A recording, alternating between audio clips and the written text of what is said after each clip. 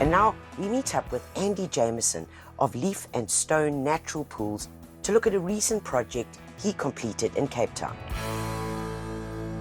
We're here in Scarborough, right on the southern tip of the Cape Peninsula, sitting next to one of my natural swimming pool creations. So a natural swimming pool is essentially a man-made body of water for swimming in, but instead of using chlorine to keep it clean, to keep it sterilized, it uses natural biological processes. So in nature, plants are used, but also there's a whole lot of life of microbes and bacteria that live on the roots of the plants, they live in the gravel. And with a natural pool, you create a wetland. We call it a biofilter, or it's often called a regeneration zone. And all of the water is slowly and constantly moving through these plants, moving through the gravel, and that's what's keeping the water pure and clean. So you're creating a system that is in balance. And that means that once you get that balance, it's actually far more stable. And natural pools can come in lots of different designs and shapes.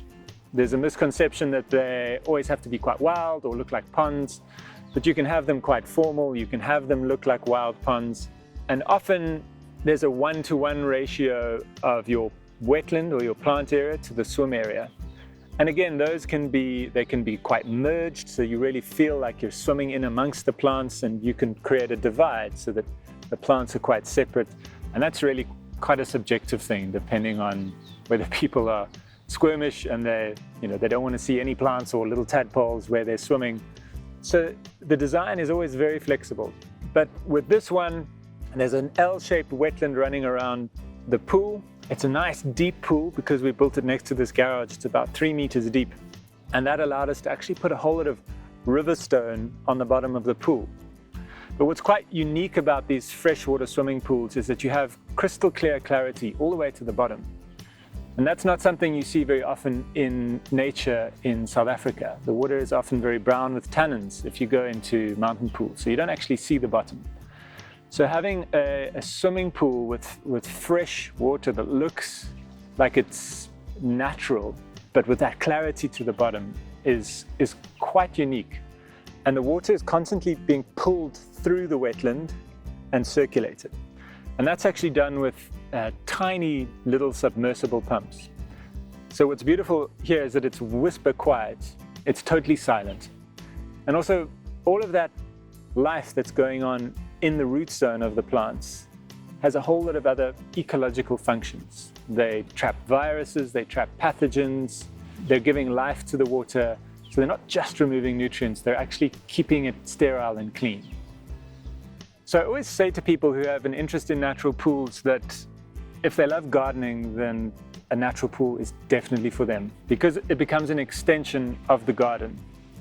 And tending for a natural pool and the maintenance required is kind of exactly the same as a garden. There's some pruning that's needed.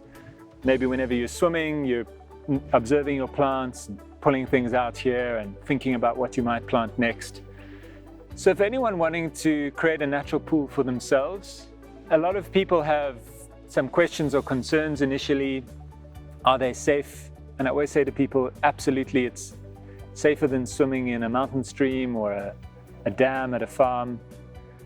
But primarily, if you're wanting to embrace swimming in natural water, you will never look back.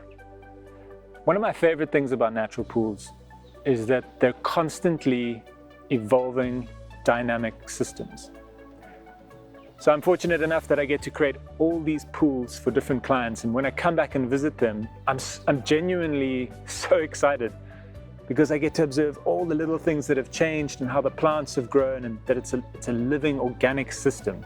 And that's probably what I'm most excited by. Well, what I would say is be careful swimming in a natural pool if you ever have swum in one, because it's likely that you'll never be able to swim in a chlorine pool again. It's such a different experience, and you'll very suddenly and very quickly realize how odd it has been to swim in chlorinated water your whole life.